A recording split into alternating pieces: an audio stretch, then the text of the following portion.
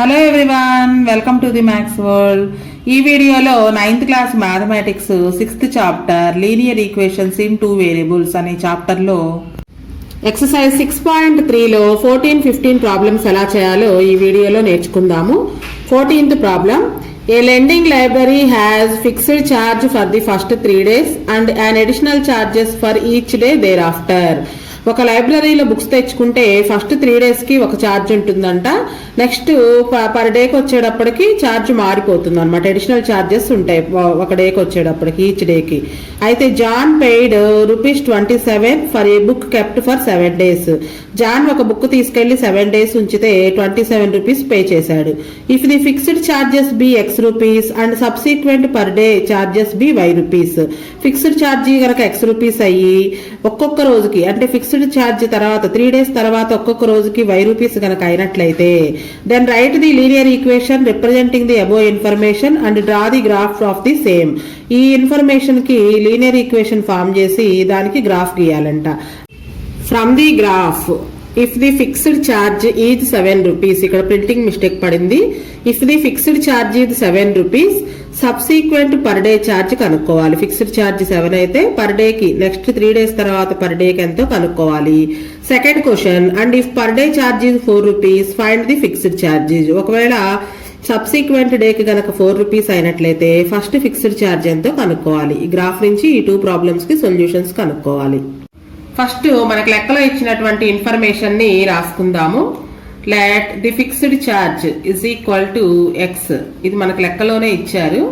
Let the fixed charge అంటే first 3 days కి ₹X ఇవ్వాలంట. అలానే let the charge for subsequent day, charge for each subsequent day అంటే fixed charge తర్వాత వచ్చే డేస్ ని సబ్సీక్వెంట్ డేస్ అంటాము. For each subsequent day ₹Y. అయితే జాన్ మొత్తం 7 days ఉంచుకున్నాడు ఒక బుక్ ని. అతను ₹27 పే చేశాడు. John kept a book for 7 days అంటే 7 days లో ఫస్ట్ 3 days కి ఒక ఛార్జ్, తర్వాత 4 days కి ఒక్కొక్క డేకి ఒక ఛార్జ్ ఉంటుంది. And he paid ₹27. ఇది మనకి లెక్కలో ఇచ్చినటువంటి ఇన్ఫర్మేషన్. ఫిక్స్డ్ ఛార్జ్ ₹X అని, తర్వాత ప్రతిరోజు ఛార్జ్ ₹Y అని అనుకోవాలి. అలానే జాన్ ఒక బుక్ తెచ్చుకుని అతని దగ్గర 7 days ఉంచుకొని మొత్తం ₹27 పే చేశాడు. దీనికి మనకి ఈక్వేషన్ రాసినట్లయితే గనక ఫస్ట్ 3 days ని ఫిక్స్డ్ ఛార్జ్ X అనుకున్నాం కదా, X ప్లస్ 7 days లో 3 days పోను ఇంకా 4 days ఉంటుంది. 4 days లో ఒక్కొక్క డేకి ₹Y ఇవ్వాలి. ఈ మొత్తం కలిపి ఫస్ట్ 3 days కి 4 days కి మొత్తం కలిపి అతను ₹27 పే చేశాడు. సో ఇదన్నమాట equation. X plus 4Y is equal to 27. Fixed charge first 3 days కాబట్టి ఇక్కడ 3 వేయలేదు. 3 days కలిపి కూడా ₹X అనమాట. నెక్స్ట్ 7 days లో 3 days పోను ఇంకా 4 days ఉంటుంది. 4 days లో ఒక్కొక్క డేకి ₹Y ఇవ్వాలి. 4 into Y మొత్తం ఫస్ట్ 3 days కి 4 days కి మొత్తం 7 days కలిపి ₹27 ఇచ్చాడు. ఇప్పుడు ఈ ఈక్వేషన్ కి సొల్యూషన్స్ కనుక్కుని గ్రాఫ్ లో గుర్తుపెడదాం. ఫస్ట్ ఆఫ్ ఆల్ మనం X is equal to 1 అనుకున్నట్లయితే ఈ 1 ఇటు వస్తే 26 అవుతుంది. 26 4లో క్యాన్సిల్ అవ్వదు కాబట్టి ఇక్కడ మనకి ఫ్రాక్షన్స్ రాకుండా ఉండే వాల్యూస్ తీసుకుందాం X బదులుగా. Suppose X is equal to 3 అనుకుందాం. If X is equal to 3, X plus 4Y is equal to 27. ఈ ఈక్వేషన్ లో X బదులుగా 3 సబ్స్టిట్యూషన్ చేస్తే 3 plus 4Y is equal to 27. So 4 అటు వెళ్తే 3 అటు వెళ్తే -3 అవుతుంది. 27 - 3. 4Y is equal to 27 లో నుంచి 3 మైనస్ చేస్తే 24. Y is equal to into 4 ఇటు వస్తే by 4 అవుతుంది. 24/4. 4 1s are 4 6 are. So Y is equal to 6. So ordered pair solution రాసేటప్పుడు ఫస్ట్ X వాల్యూ రాయాలి 3, Y వాల్యూ 6. 3, 6 అనేది ఒక సొల్యూషన్. ఈసారి X బదులుగా 7 తీసుకుందాం. అంటే 4 4 డిఫరెన్స్ ఉండాలి. ఇక్కడ 4 తో డివైడ్ అవ్వాలి కదా, సో 4 4 డిఫరెన్స్ ఉండేటట్లుగా తీసుకుందాం. X plus 4Y is equal to 27 అనే ఈక్వేషన్ లో X బదులుగా 7 సబ్స్టిట్యూషన్ చేస్తే 7 plus 4Y is equal to 27. 4Y is equal to 7 అటు వెళ్తే -7 అవుతుంది. 27 లో నుంచి 7 మైనస్ చేస్తే 20. 4Y is equal to 20. Y is equal to into 4 ఇటు వస్తే by 4 అవుతుంది. 4 1s are 4 5s.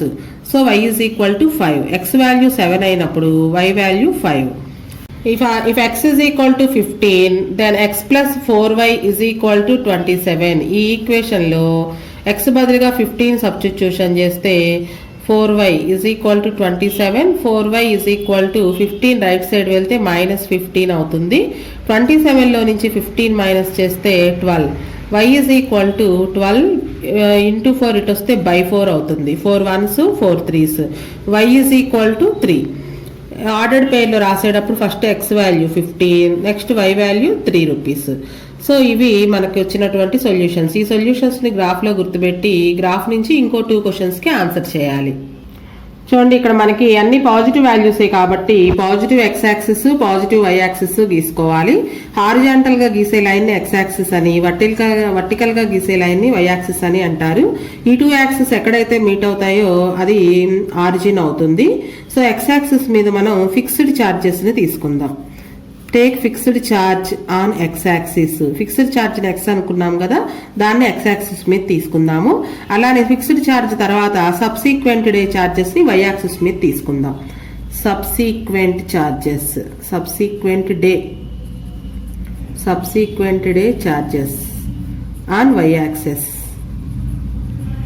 సో ఇక్కడ మనకి ఛార్జెస్ ని రూపీస్ లో ఉంది కదా, మనకు వచ్చిన ఆన్సర్స్ అన్ని కూడా 20 లోపే ఉన్నాయి కాబట్టి y x యాక్సిస్ మీద 1 centimetre is equal to 1 unit గా తీసుకుందాం. 1 2 3 4 5 6 7 8 9 10 11 12 13 14 15 16 17 18.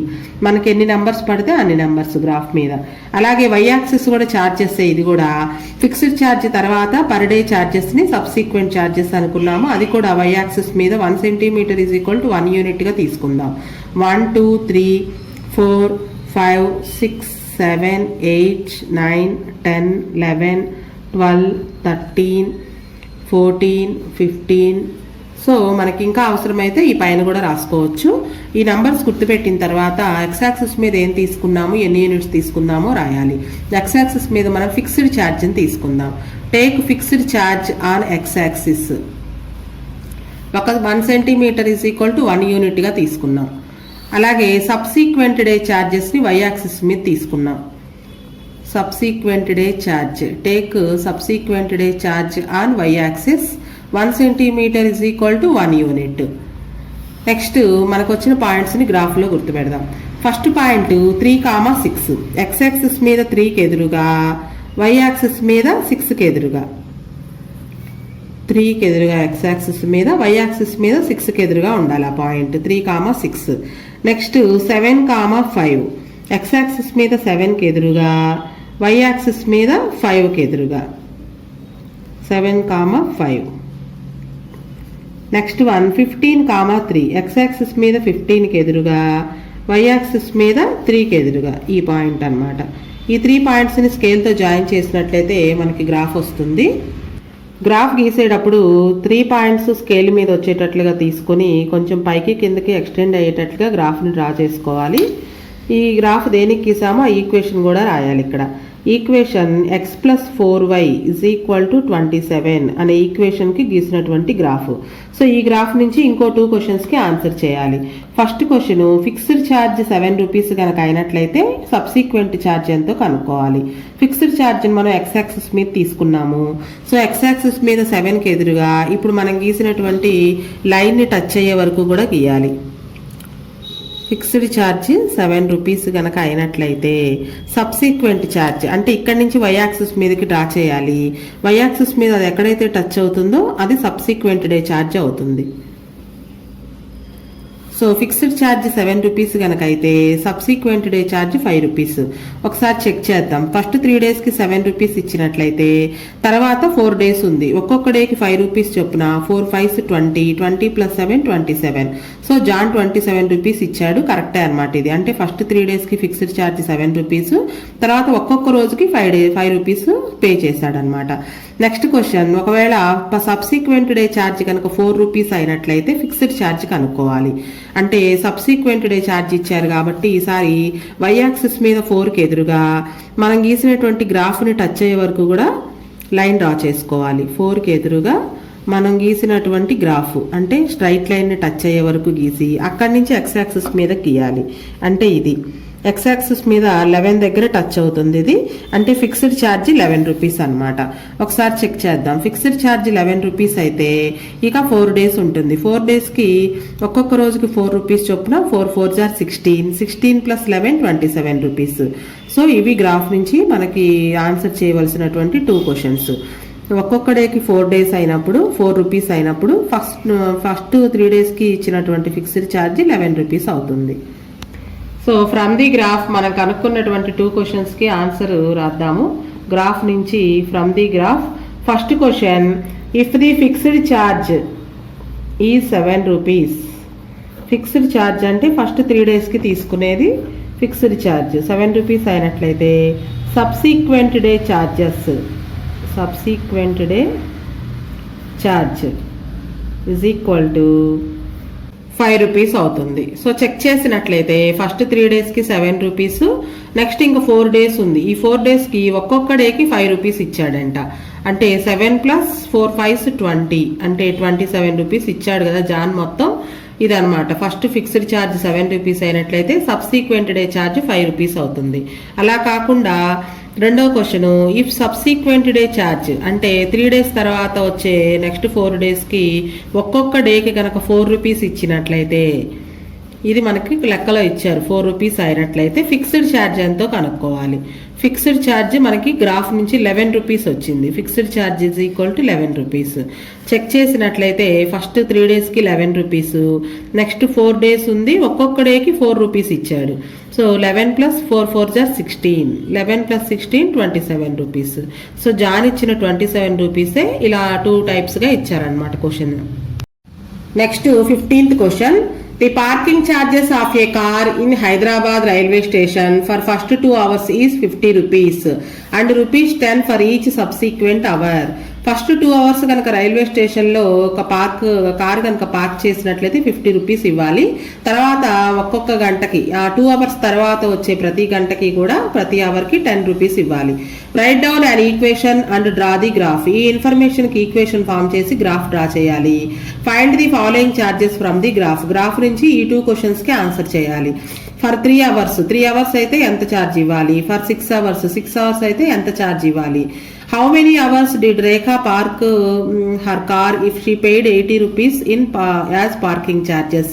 ఒకవేళ రేఖ గనక 80 రూపీస్ పే చేసినట్లయితే ఎన్ని గంటలు పార్కింగ్లో ఉంచింది అనేది. అంటే మొత్తం 3 క్వశ్చన్స్ ఇచ్చారు. ఈ 3 క్వశ్చన్స్కి గ్రాఫ్ నుంచి ఆన్సర్ చేయాలి. ఫస్ట్ లెక్కలో ఇచ్చినటువంటి ఇన్ఫర్మేషన్ రాద్దాం. పార్కింగ్ ఛార్జెస్ ఫర్ ఫస్ట్ 2 అవర్స్కి పార్కింగ్ ఛార్జెస్ ఫిక్స్డ్గా కట్టేయాల్సిందే. For first 2 hours parking charges for first 2 hours is equal to 50 rupees. అలాగే parking charges for every subsequent hour అంటే ఫస్ట్ ఫిక్స్డ్ అవర్స్ తర్వాత వచ్చే అవర్స్ని సబ్సీక్వెంట్ అంటారు. Parking charges for each subsequent hour is equal to 10 rupees ఇవ్వాలంట. అయితే మనకి total amount pay చేసిన అమౌంట్ని y అనుకుందాము, పార్క్ చేసిన అవర్స్ని x అనుకుందాము. So parking hours is equal to x అనుకుంటే x hours let amount paid is equal to y అనుకుందాం. Amount paid is equal to y. So ఇప్పుడు ఈ ఇన్ఫర్మేషన్కి ఈ ఈక్వేషన్ ఫామ్ చేయాలి. సో అమౌంట్ ఎలా ఇస్తాము, y రూపీస్ ఇవ్వాలి. ఎలా ఇస్తాము అంటే ఫస్ట్ 2 అవర్స్కి ఫిక్స్డ్ ఛార్జెస్ ఇచ్చేస్తాం 50 రూపీస్. నెక్స్ట్ x అవర్స్ కనుక మనం పార్క్ చేస్తే అందులో 2 అవర్స్కి ఇచ్చేసాం కాబట్టి ఈ xలో నుంచి 2 మైనస్ చేయాలి. 2 మైనస్ చేసి ఫిక్స్డ్ ఛార్జ్ ఫస్ట్ 2 అవర్స్ తర్వాత ఎవ్రీ అవర్కి 10 రూపీస్ ఇస్తాం కాబట్టి 10తో మల్టిప్లికేషన్ చేయాలి. సపోజ్ ఒక 5 అవర్స్ ఉంచినట్లయితే 5 అవర్స్లో 2 అవర్స్కి ఇచ్చేసాము. ఇక 5లో నుంచి 2 మైనస్ చేయాలంటే 3 అవర్స్ అనమాట. ఈ 3 అవర్స్కి 10 రూపీస్ చొప్పున 30 రూపీస్ ఇస్తాము. ఇది ఈక్వేషన్. అయితే 10 తోటి ఈ 2 మల్టిప్లికేషన్ చేయాలి. 10 ఇంటూ ఎక్స్ 10x మైనస్ మధ్యలో మైనస్ ఉంది 2 10s 20.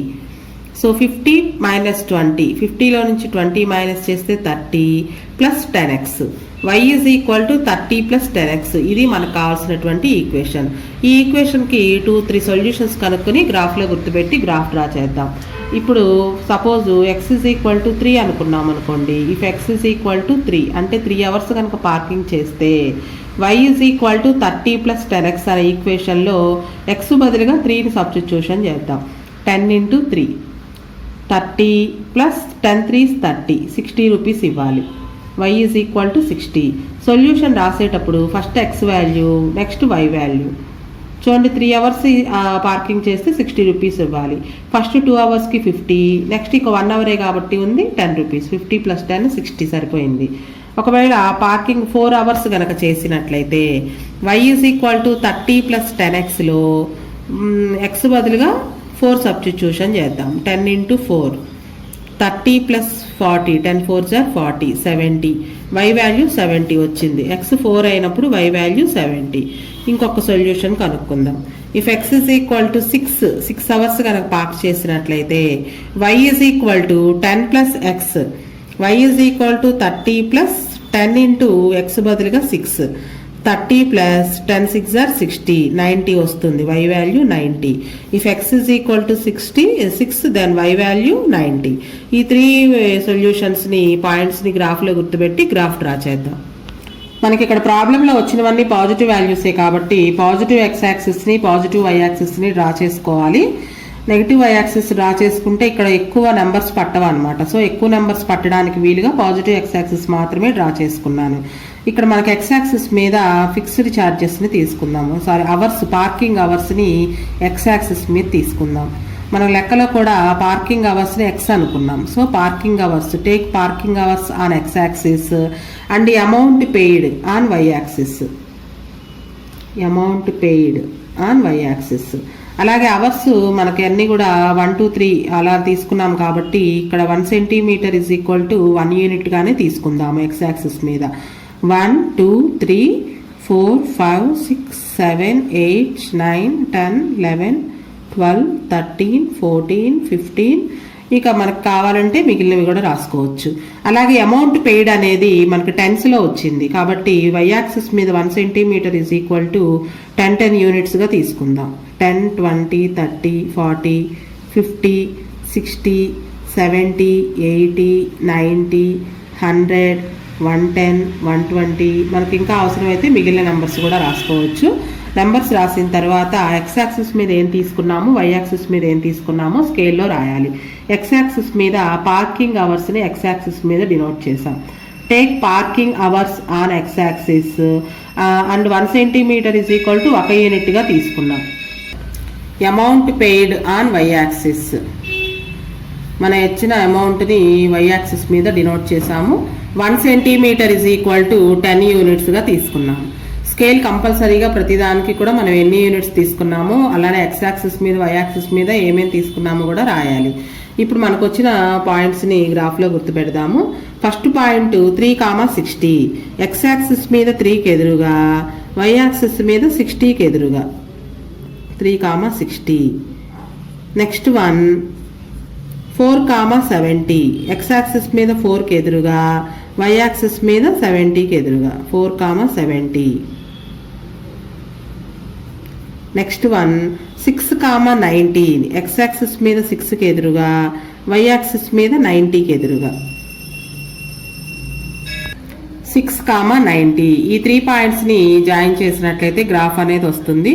గ్రాఫ్ డ్రా చేసేటప్పుడు 3 పాయింట్స్ స్కేల్ మీద వచ్చేటట్లుగా తీసుకొని కొంచెం పైకి కిందకి కూడా ఎక్స్టెండ్ చేస్తూ డ్రా చేయాలి. ఈ గ్రాఫ్ నుంచి మనం ఇంకో 2 సొల్యూషన్స్ కూడా కనుక్కోవాలి. సో మనకు వచ్చినటువంటి equation y is equal to 10x plus 30 అనే ఈక్వేషన్ గీసినటువంటి గ్రాఫ్. ఈ ఈక్వేషన్ నుంచి మనకి కనుక్కోవాల్సినటువంటి 3 క్వశ్చన్స్. 3 అవర్స్ కనుక అయినట్లయితే ఎంత అమౌంట్ పే చేయాలి. అవర్స్ అనేది మనం x యాక్సిస్ మీద చూపించాం కాబట్టి x యాక్సిస్ మీద 3కి ఎదురుగా ఇప్పుడు మనం గీసినటువంటి స్ట్రైట్ లైన్ని టచ్ అయ్యే వరకు కూడా లైన్ డ్రా చేసుకోవాలి. అక్కడి నుంచి y యాక్సిస్ మీదకి డ్రా చేస్తే అది ఎక్కడైతే మీట్ అవుతుందో అది అమౌంట్ పెయిడ్ అవుతుంది. So 60 rupees. 3 అవర్స్ కనుక పార్క్ చేస్తే కనుక 60 రూపీస్ పే చేయాలి. 6 అవర్స్ పార్క్ చేస్తే అమౌంట్ కనుక్కోవాలి. 6 అవర్స్ అంటే ఎక్స్ యాక్సిస్ మీద 6కి ఎదురుగా మనం గీసినటువంటి గ్రాఫ్ని టచ్ అయ్యే వరకు కూడా గీయాలి. అక్కడి నుంచి వై యాక్సిస్ మీదకి డ్రా చేయాలి. అది ఎక్కడైతే టచ్ అవుతుందో అమౌంట్ పెయిడ్ అది అనమాట ఆన్సర్. సో 90 రూపీస్ వచ్చింది. 6 అవర్స్ పార్క్ చేస్తే కనుక 90 రూపీస్ పే చేయాలి.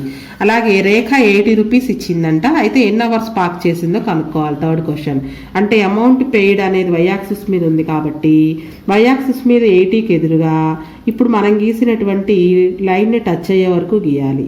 80కి ఎదురుగా అంటే ఇక్కడ వరకు స్ట్రైట్ లైన్ని టచ్ అయ్యే వరకు గీసి అక్కడి నుంచి ఎక్స్ యాక్సిస్ మీదకి లైన్ డ్రా చేస్తే అది ఎక్కడైతే మీట్ అవుతుందో అది ఆన్సర్ అవుతుంది. సో 5 అవర్స్ రేఖ 80 రూపీస్ పే చేసింది. ఎన్ని అవర్స్ పార్క్ చేసిందంటే 5 అవర్స్ పార్క్ చేసింది. ఇది మన గ్రాఫ్ నుంచి 3 క్వశ్చన్స్కి ఆన్సర్స్.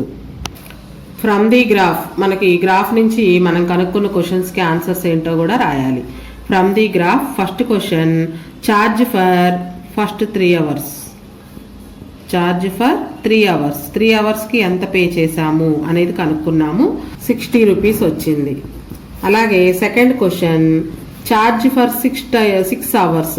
ఛార్జెస్ ఫర్ 6 అవర్స్ 6 అవర్స్కి ఎంత పే చేశారు అంటే 90 రూపీస్ వచ్చింది గ్రాఫ్ నుంచి. థర్డ్ క్వశ్చన్ రేఖ పెయిడ్ 80 రూపీస్. అయితే ఎన్ని అవర్స్ కనుక్కోవాలి. పార్కింగ్ అవర్స్ 80 రూపీస్ పే చేస్తే కనుక ఎన్ని అవర్స్ పార్క్ చేసింది అంటే 5 అవర్స్. మనకు వచ్చిన ఆన్సర్ గ్రాఫ్ నుంచి 5 అవర్స్ అని వచ్చింది. ఇది గ్రాఫ్ నుంచి 3 క్వశ్చన్స్కి ఆన్సర్స్. నెక్స్ట్ వీడియోలో 16, 17 ప్రాబ్లమ్స్ ఎలా చేయాలో నేర్చుకుందాం.